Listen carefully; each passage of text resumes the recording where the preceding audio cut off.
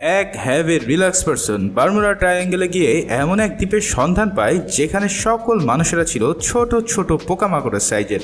সেই দেশটির নাম ছিল লিলিপুট। গালিভার নামের এই ইয়ো পাবলিক কিভাবে সেই দ্বীপে গেল আর সেই দ্বীপে গিয়ে সে কিভাবে তার জীবনযাপন করছিল সেই কাহিনী নিয়েই আমাদের আজকের মুভি গালিভার্স ট্রাভেলের এক্সপ্লেনেশন। লিলিপুটেরা সেখানে এত বড় দানব দেখে কি করেছিল, আর অদতেও কি গালিভার পেরেছিল সেখান থেকে ফিরে আসতে? এই সব প্রশ্নের উত্তর পেতে মুভিটি একদম না টেনে দেখা শুরু করো। আর তুমি যদি আমার চ্যানেলে একদম নতুন হয়ে থাকো তাহলে সাবস্ক্রাইব করে দিতে ভুলো না কিন্তু। তো আর প্যাচাল না পেরে চলো শুরু করে দেই আমাদের আজকের এক্সপ্লেনেশন। মুভি শুরু হওয়ার প্রথমেই আমরা একটি নুদুস লোককে দেখতে পাই যার নাম গালিভার। গালিভার কঠিন লেভেলের এক চিল পারসন। সে সবসময় হাসি খুশিভাবে থাকতে পছন্দ করে, আর বর্তমানে সে একটি নিউজ পেপারের কোম্পানিতে কাজ করছিল। এদিকে একদিন গালিভার একটি ছেলের ইন্টারভিউ নেয় এবং সে ওই ছেলেটিকে এমন সব প্রশ্ন করতে থাকে যে তার কাজের সাথে রিলেটেডই না। উল্টাপাল্টা কথার এক পর্যায়ে সে জানতে পারে সেই ছেলেটি আগের থেকেই হায়ার করে রেখেছে কোম্পানি। তারপর গালিভার সেই ছেলেটিকে পুরো অফিস ঘুরিয়ে দেখাতে থাকে এবং সেই সময় আমরা একটি মেয়ের সাথে পরিচিত হই যার নাম ডার্সি। ডার্সি হলো এই কোম্পানির ট্রাভেল এডিটর, মানে তার কাজ ভ্রমণ বিষয়ক খবরগুলো ছাপা। এই ডার্সিকে দেখলেই গালিভারের মনের মধ্যে লাড্ডু ফুটতে থাকে। পোলা মানুষ হয়েও তার বুক ফাটে তো মুখ ফোটে না। সেই নতুন এমপ্লয়িটা তাদের দুজনকে দেখে বুঝতে পারে তাদের মধ্যে নিশ্চয়ই কোনো ইটিশ পিটিশ ভাব রয়েছে। তারপর গালিভার এবং নিউ এমপ্লয় মিলে পুরো অফিস ঘুরতে ঘুরতে একটি লিফটের মধ্যে যায় এবং কিছুক্ষণ পরে ডার্সি সেখানে উপস্থিত হয়। তারপর নতুন এমপ্লয়টি দুজনকে ছেড়ে একা চলে যায় যাতে তারা দুজনের সাথে কথা বলতে পারে, কিন্তু ওই বলদা গালিভার এই সুযোগের কোনোই সদ্ব্যবহার করতে পারে না। এরপর একদিন আমরা দেখতে পাই যে গালিভার তার অফিসে নাচ গান করে এনজয় করছে, আর এরই মধ্যে সেখানে সেই নতুন এমপ্লয়টি উপস্থিত হয়। আর সে বলে, গালিভার তুমি কি জানো আমার প্রমোশন হয়ে গেছে, আর আজকে থেকে আমিই তোমার বস। সেই সাথে সেই নিউ এমপ্লয়ি আরও বলে, তোমার এই অধিক লাজুক স্বভাবের কারণেই তোমার প্রমোশন হয় না, এর জন্যই তোমার স্বভাব পরিবর্তন করতে হবে, নাহলে জীবনে কিচ্ছু হবে না। এই সব শুনে গালিভার খুব কষ্ট পায় এবং সে ডার্সির রুমে চলে যায়। সেখানে গিয়ে সে একটি ফর্ম উঠিয়ে নেয় যেটা ট্রাভেলের অ্যাসাইনমেন্ট ফর্ম ছিল। তখন ডার্সি তাকে জিজ্ঞেস করে, তোমার কি ট্রাভেল ইন্টারেস্ট আছে? তখন গালিভার এমন এক পার্ট নেয় যে সে পুরো পৃথিবী ঘুরে এসেছে। সে বলে, ট্রাভেলিং তো আমার হাতের ময়লা, আমি মেক্সিকো, নিউজিল্যান্ড, কঙ্গো, বাংলাদেশ না অনেক জায়গায় ঘুরেছি। আর এটা শুনে ডার্সি তো খুশিতে টাসকি খেয়ে যায়। তারপর ডার্সি গালিভারকে বলে, তাহলে তুমি এক কাজ করো, কালকে মেক্সিকো নিয়ে একটি লেখা লিখে নিয়ে আসো, দেখি কেমন হয়। গালিভার তো পার্ট নিয়ে এসব কথা বলে ফেলেছে, কিন্তু সে যখন কিছুই লিখতে যায় তখন কি লিখবে সেটাই সে বুঝতে পারছিল না, কারণ ডার্সিকে ইমপ্রেস করার জন্য সে ডাহা মিথ্যা কথা বলেছে। আসলে তো সে কোথাও ঘুরতেই যায়নি, তাই সে গিটার বাজিয়ে পেটে ঢোল বাজিয়ে নিজেকে ফিট করতে থাকে। এরপর গালিভার অনেক চিন্তা ভাবনা করে বিভিন্ন প্যারাগ্রাফ এবং আর্টিকেল থেকে সে কপি পেস্ট করে একটি সুন্দর আর্টিকেল তৈরি করে ফেলে, আর পরের দিন সেটা ডার্সিকে জমা দেয়। এটা দেখে ডার্সি তো অস্থির লেভেলের খুশি হয়ে যায় আর বলে, আরে তুমি এত ভালো ট্রাভেল গাইড লিখতে পারো, তা তো আমি আগে জানতাম না। এরপর ডার্সি গালিভারকে বলে, তুমি তাহলে এক কাজ করো, তুমি বারমুডা ট্রায়াঙ্গেলে যাও আর ওই জায়গা সম্পর্কে বেশ কিছু জিনিস তুমি লিখে নিয়ে আসো, কারণ বারমুডা ট্রায়াঙ্গেল নিয়ে এখনো কেউ ভালো কিছু লিখতে পারেনি। তুমি যদি ওখানের কিছু ইনফরমেশন নিয়ে আসতে পারো তাহলে তুমি এক রাত্রেই পপুলার হয়ে যাবে। তারপর ডার্সি গালিভারকে বারমুডা ট্রায়াঙ্গেলে যাওয়ার জন্য প্রস্তুত হতে বলে। তার কথা মতো গালিভার পরের দিন বারমুডা ট্রায়াঙ্গেলে যাওয়ার জন্য বেরিয়ে পড়ে। আর ডার্সি আগে থেকেই তার জন্য একটি লোক ঠিক করে রেখেছিল যে ছিল বোর্ডের ক্যাপ্টেন। তারপরে ক্যাপ্টেন গালিভারকে বোর্ড পর্যন্ত নিয়ে আসে এবং বোর্ড চালানোর সমস্ত ইনস্ট্রাকশন গালিভারকে বুঝিয়ে দেয়। বোর্ড ক্যাপ্টেন তাকে বলে, আপনি শুধু এই লাল রঙের নিশানাটাকে ফলো করে সামনের দিকে এগিয়ে যাবেন, তাহলে আপনি বারমুডা ট্রায়াঙ্গেলে পৌঁছে যাবেন, আর ফিরে আসার সময় এই বাটনটিকে প্রেস করলে আপনি ব্যাকে চলে আসবেন। তখন গালিভার বলে, এই কাজ আমার কাছে কোনো ব্যাপারই না মিয়া, জীবনে কত বোট চালাইলাম। এরপর গালিভার বারমুডা ট্রায়াঙ্গেলে যাওয়ার জন্য বোর্ড স্টার্ট দেয় আর সামনের দিকে এগিয়ে যায়। যেতে যেতে সে একটি রোবট তৈরি করার বই পড়তে থাকে, কিন্তু কিছু দূর যাওয়ার পরে গালিভারের ব্যাপক ঘুম চলে আসে। বেচারা ঘুমের মধ্যেও চিজ বার্গার ডার্সি বলে বুলি আওড়াতে থাকে। আর কিছুক্ষণ পরেই গালিভারের বোটের সামনে একটি ভয়াবহ সামুদ্রিক তুফান তেড়ে আসে। গালিভার চোখ খুলেই সে ভয়ঙ্কর টাইফুন দেখে শকড খেয়ে যায়। সে কোনো রকম তাড়াতাড়ি তার লাইফ জ্যাকেট পরে নেয়, কিন্তু ততক্ষণে অনেক দেরি হয়ে গেছে। পুরো সামুদ্রিক তুফান তাকে মুহূর্তের মধ্যেই গিলে ফেলে। এর পরের সিনে আমরা দেখতে পাই গালিভার আস্তে আস্তে তার চোখ খুলছে, কিন্তু চোখ খোলার সাথে সাথে তার পিন্ডি চমকে যায়, কারণ কয়েকজন ছোট ছোট লোক তার উপর দাঁড়িয়ে রয়েছে। আর সেখানকার একজন নিজেকে লিলিপুট বাহিনীর জেনারেল বলে দাবি করে, যার নাম এডওয়ার্ড। সেই লোকগুলো গালিভারকে দড়ি দিয়ে বেঁধে রেখেছিল। এই সব ছোট ছোট দেখতে লোকেরা গালিভারের উপর একটি কাঠের ব্রিজও বানিয়ে ফেলে। সেই সাথে তারা গালিভারকে বিস্ট মানে ভয়ঙ্কর দানব বলে সম্বোধন করতে থাকে। এই সব দেখে গালিভার চিৎকার করে সব দড়ির বাঁধন চিরে উপরে উঠে দাঁড়িয়ে পড়ে, আর সে বলে, আমি কনে আলাম, আমি মনে হয় স্বপ্নের ভিতর রয়েছি, তাই চোখ বন্ধ করে আবার ঘুমিয়ে যায়। এই বলে সে চোখ বন্ধ করে দাঁড়িয়ে থাকে। তখন লিলিপুটেরা হুক দিয়ে তার প্যান্ট ধরে টানাটানি শুরু করে দেয়, আর এক পর্যায়ে গালিভার দুরুম করে মাটিতে পড়ে অজ্ঞান হয়ে যায়। এই মক্ষম সুযোগকে কাজে লাগিয়ে সে সব ছোট ছোট সোলজাররা গালিভারকে বেঁধে রাজার কাছে নিয়ে যায়। এত বড় এক দানব দেখে পুরো শহরের মানুষ অবাক চোখে তাকিয়ে থাকে। দাদু, ভিডিও কি ভালো লাগতে আছে? ভালো লাগলে ওই লাইক বাটনে একটা টিপ দিতে ভুলো না করলাম, বোঝো? গালিভার রাজার প্রাসাদে পৌঁছালে জেনারেল বলে, এ নিশ্চয়ই আমাদের শত্রুপক্ষ ব্লু ফিশম্যানের কাজ। সে হয়তো আমাদেরকে ধ্বংস করার জন্য একে এখানে পাঠিয়েছে। গালিভার তখন বলে, ভাই, আমি এসব ব্লু ফিশ ম্যান কাউরে চিনি না, আমি কোনো দৈত্যও না বা রাক্ষসও না, আমি একজন সাধারণ মানুষ, আর আমাকে প্লিজ এইটা বলো আমি কোন জায়গায় আছি।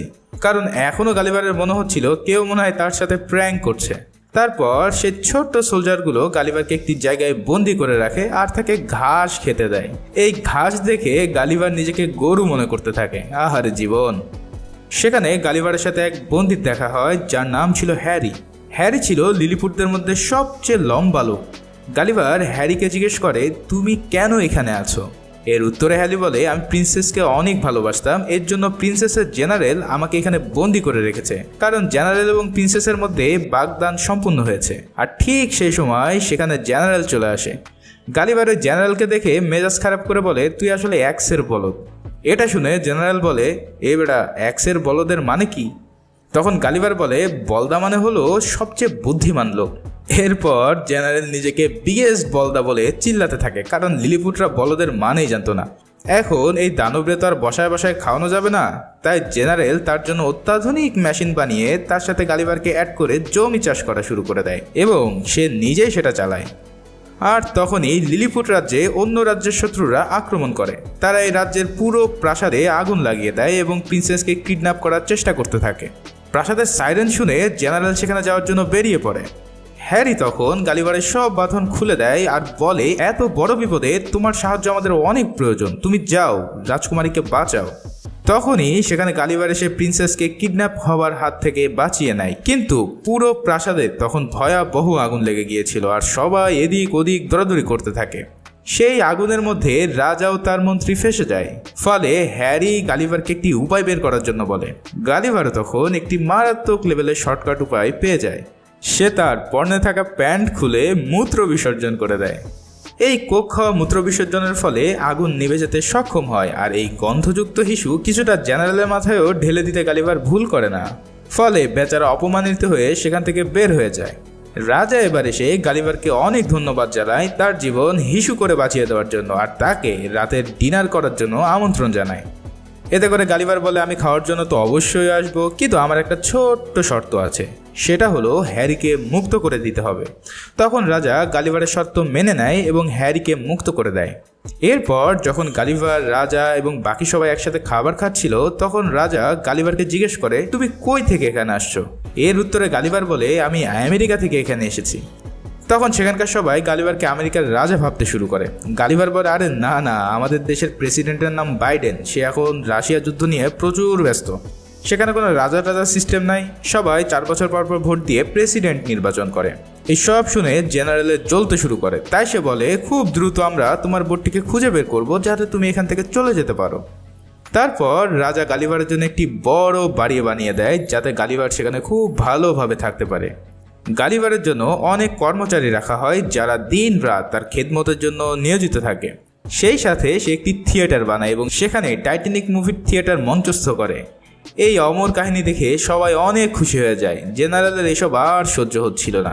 সে রাজাকে বলে, আমরা সেনাবাহিনীর ট্রেনিং না করিয়ে কেন এসব ফালতু সিনেমা দেখে সময় পার করছি। এরপর আমরা দেখতে পাই হ্যারি এবং গালিভার একসাথে কথা বলছে। সেখান থেকে আমরা বুঝতে পারি হ্যারির মন ভালো নেই, কারণ হিসেবে সে বলে আমি রাজকন্যাকে অনেক ভালোবাসি, কিন্তু আমি তাকে আমার মনের কথা কোনোভাবেই বলতে পারছি না।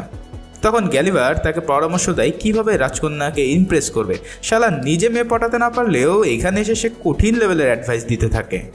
তারপর গালিভারের কথা মতো হ্যারি প্রিন্সেসকে ইমপ্রেস করার কাজে লেগে পড়ে, আর তাতে প্রিন্সেসও ইমপ্রেস হয়ে যায়। এরপর জেনারেল এসে গালিভারকে বলে ভাইয়া আমরা তোমার বোট পেয়ে গেছি, এবার দয়া করে তুমি বাড়ি চলে যাও। আসলে গালিভার আসার পর থেকে জেনারেলের গুরুত্ব অনেক কমে যায়, যার ফলে সে গালিভারকে একদমই সহ্য করতে পারছিল না। তারপর গালিভার সে বোর্ড দেখতে যায় এবং বোর্ড পেয়ে তো সে মহা খুশি। এই বোর্ডের মধ্যেই তার আইফোনটি সে খুঁজে পায়। ফোন হাতে নিয়ে গালিভার দেখে যে তার ফোনে মোটামুটি ঠিকই আছে এবং সেই ফোনে একটি ভয়েস মেসেজ পায় যেটা ছিল ডার্সির। সেখানে ডার্সি বলছে যে এত দিন হয়ে গেল তোমার কোনো খোঁজ খবর নেই, তুমি যেখানেই থাকো সুস্থ থাকো, আমি এসে তোমাকে উদ্ধার করে নিয়ে যাব। এটা শুনে গালিভার অনেকটাই খুশি হয়ে যায়। এদিকে জেনারেল রাজার কাছে গিয়ে বলতে থাকে এই হাতিকে খাওয়াতে খাওয়াতে আমাদের তো অনেক খরচা হচ্ছে, তাই যত দ্রুত সম্ভব তাকে এখান থেকে বিতাড়িত করা হোক, বিদায় করে দিন তো মালটাকে। রাজা তখন তার কথায় রাজি হয় না, বরং তার বেয়াদবি আচরণের জন্য তাকে জেনারেল পদ থেকে সরিয়ে গালিভারকে জেনারেল বানিয়ে দেয় আর তাকে বানায় ভাইস জেনারেল। এই সব দেখে এডওয়ার্ডের মাথা পুরাই নষ্ট হয়ে যায় আর সে লিলিপুটের সকল ডিফেন্স সিস্টেম অফ করে দেয় যাতে শত্রুরা লিলিপুটে আক্রমণ করতে পারে। ব্যাটা আসলে গালিভারকে একটি শিক্ষা দেওয়ার জন্য ফন্দি করতে থাকে। এদিকে ডিফেন্স সিস্টেম না থাকায় শত্রুরা লিলিপুটে আক্রমণ করা শুরু করে, আর তখনই হ্যারি এসে গালিভারকে এই খবরটি জানায়। সাথে সাথে গালিভার সেখানে উপস্থিত হয়ে যায় শত্রুদের সাথে লড়াই করার জন্য। চর্বিযুক্ত থলথলে বডি নিয়ে সে শত্রুপক্ষের জাহাজের সামনে গিয়ে বলে বন্ধুরা আমি তোমাদের মারতে চাই না, আমি চাই তোমরা আমাকে দেখে ভয় পাও আর পালিয়ে যাও। আমি জাস্ট সবার সামনে তোমাদেরকে পিটানোর অভিনয় করব আর তোমরা ভেগে যাবা, ঠিক আছে? তাহলে সাপও মরবে, লাঠিও ভাঙবে না। এই বলে সে পানির ভিতরে হুড়োহুড়ি লাগিয়ে দেয়, আর এটা দেখে সবাই ভাবে হয়তো সে বেদম কেলাচ্ছে শত্রুদের। কিন্তু এই মদনের নাটক দেখে শত্রুরা তাদের কামান দিয়ে গালিভারকে ফায়ার করতে থাকে।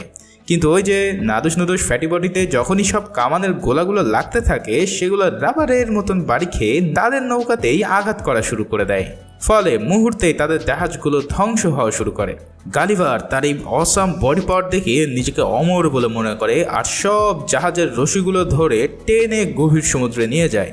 এর ফলে গালিভার পুরো লিলিপুটের হিরো বনে যায়। সে এখন পুরো আয়েশি জীবনযাপন করা শুরু করে দেয়। তার বডি ম্যাসাজের জন্য এক ঝাঁক সৈন্য তার পিঠের উপর উঠে মার্চ করতে থাকে। এছাড়াও সে পুরো লিলিপুটে নিউ ইয়র্কের ভাইব নিয়ে আসে। টাইম স্কোয়ারের মতন পুরো শহরে শুধু তার নামে বিলবোর্ড টানিয়ে রাখে। এই সব দেখে জেনারেল এবার চলে যায় তার শত্রুর দেশে। সেখানে গিয়ে সে গালিভারকে হত্যা করার সিদ্ধান্ত নেয়। সেই দেশের রাজা বলে কিভাবে তাকে মেরে ফেলা সম্ভব। তখন এডওয়ার্ড একটি ম্যাগাজিন নিয়ে আসে যেটা সে গালিভারের জাহাজের মধ্যে পেয়েছিল। সেখানে কিভাবে রোবট বানাতে হয় তার ইনস্ট্রাকশন ছিল এই ম্যাগাজিনে, আর সেটা দেখেই সে একটি রোবট বানাতে শুরু করে। এরপর একদিন এডওয়ার্ড সেই বানানো রোবট নিয়ে হাজির হয়ে যায় গালিভারের সামনে আর তাকে চ্যালেঞ্জ করে যে যদি গালিভার পরাজিত হয় তাহলে সে যেন লিলিপুট ছেড়ে চলে যায়। গালিভার বলে আরে এমন রোবট আমি লাত্তি দিয়েই তো উড়িয়ে দিতে পারবো, তাই সে রাজি হয়ে যায়। কিন্তু ফাইট শুরু করার পরে সে বুঝতে পারে এরা কি মারাত্মক জিনিস বানিয়েছে। সেই রোবট গালিভারের বাঘের খাঁচা ধরে উঁচু করে ফেলে আর গালিভার সেই রোবটের কাছে নিজের হার মেনে নেয়। সেই সাথে গালিভার জানায় এতদিন সে যত বীরগাথা গল্প বলেছিল সব মিথ্যা। এই সব শুনে সবাই অনেক কষ্ট পায় আর তখন জেনারেল গালিভারকে বেঁধে সমুদ্রে ভাসিয়ে দেয়। তারপর সমুদ্রে ভাসতে ভাসতে গালিভার যখন একটি কিনারায় এসে পৌঁছায় তখন সে ভাবতে থাকে যে আমি হয়তো এবার আমাদের মতন লোকের জায়গায় এসে পৌঁছেছি। কিন্তু বিধি বাম, সে এবার এমন এক দ্বীপে এসে পড়েছে যেখানে সে ছিল ওই মানুষদের কাছে লিলিপুট, মানে হলো সেখানে সবাই ছিল গালিভারের চেয়ে 100 গুণ বড়। সেখানে পৌঁছালে একটি বাচ্চা গালিভারকে খেলনা মনে করে নিজের কাছে রেখে দেয়। সেই ছোট্ট মেয়েটি তাকে পুতুলের ড্রেস পরিয়ে, ফিডার খাওয়িয়ে, ডাইপার চেঞ্জ করে কিংবা অন্য পুতুলের সাথে বিয়ে দিয়ে খেলা করতে থাকে। এদিকে সেই লিলিপুটে এবার ডার্সি চলে আসে আর তাকেও গালিভারের মতো আটকে রাখা হয়। তাকে এডওয়ার্ড আদর করে সি বিস্ট বলে ডাকে। ডার্সি লিলিপুটে চলে এসেছে দেখে হ্যারি সমুদ্র পাড়ি দিয়ে গালিভারকে খুঁজতে খুঁজতে তার সন্ধান পেয়ে যায়। সেখানে সে হ্যারি জানায় ডার্সি চলে এসেছে লিলিপুটে তোমার খোঁজে, আর জেনারেল তাকে রাজা রানীর সাথে বন্দি করে রেখেছে, আর তুমি একমাত্র পারবে তাদেরকে রক্ষা করতে। এই সব শুনে গালিভার সেই জায়গা থেকে পালিয়ে আবারও লিলিপুটে চলে আসে। গালিভারকে দেখে রাজা বলে, দেখো তোমার প্রিন্সেস লিলিপুটে চলে এসেছে। ডার্সি তখন বুঝতে পারে এতদিন গালিভার তাকে মনে মনে পছন্দ করতো, কিন্তু বলতে পারতো না। যাই হোক, পরের দিন জেনারেল জানতে পারে মালটা আবার ফিরে এসেছে, তাই সে আবার গালিভারকে পেদানোর জন্য প্রস্তুতি নিতে থাকে। এবারও গালিভার ও জেনারেলের মধ্যে আবারও ঘুষাঘুষি লেগে যায়, কিন্তু এবারও গালিভার রোবটের সাথে পেরে উঠছিল না, কারণ রোবট তাকে প্রচুর পরিমাণ উদাম কেলাচ্ছিল। ঠিক তখনই হ্যারি চালাকির সাথে সে রোবটের কিছু তার কেটে দেয় এবং গালিভার সুযোগ পেয়ে সে রোবটটিকে মারতে থাকে, আর এর ফলে গালিভার সেই যুদ্ধে এডওয়ার্ডকে হারাতে সক্ষম হয়। তাদের মারামারি শেষ হয়ে গেলে রাজা প্রিন্স এবং হ্যারির মধ্যে সম্পর্ক মেনে নেয়, আর এদিকে ডার্সি ও গালিভারের ভুল ক্ষমা করে দেয়। কিন্তু তখনই হঠাৎ করে জেনারেল এসে প্রিন্সেসকে কিডন্যাপ করে ফেলে, আর প্রিন্সেস নিজেকে বাঁচানোর জন্য জেনারেলকে ঘুষি মেরে তাকে মাটিতে শুইয়ে দেয়। এরপর গালিভার অন্য রাজ্যের রাজাকে বলে, এসব যুদ্ধ করে কোনো লাভ নাই, বরং তার চেয়ে তোমরা একসাথে মিলেমিশে লিলিপুটের উন্নয়ন করতে থাকো। এই সব মহান ভাষণ শুনে সবাই এক হয়ে যায়, আর গালিভার তাদেরকে ফ্রিতে কিছু নৃত্য প্রদান করে। পরের দিন গালিভার ও ডার্সি লিলিপুটদের কাছ থেকে বিদায় নিয়ে তাদের বাড়ির দিকে রওনা দিয়ে দেয়, আর পরের সিনে দেখা যায় ডার্সি ও গালিভার তাদের অফিসের প্রমোশন পেয়েছে। আর তাদের এই চিল লাইফের মধ্য দিয়ে মুভিটি এখানেই সমাপ্ত হয়। মুভিটি কেমন লেগেছে তা কমেন্টের মাধ্যমে জানাতে ভুলো না। সেই সাথে এখনও সাবস্ক্রাইব করে না থাকলে এই ছোট্ট কাজটি সেরে ফেলো। পরবর্তী ভিডিও পর্যন্ত সবাই ভালো থাকো, সুস্থ থাকো, ধন্যবাদ।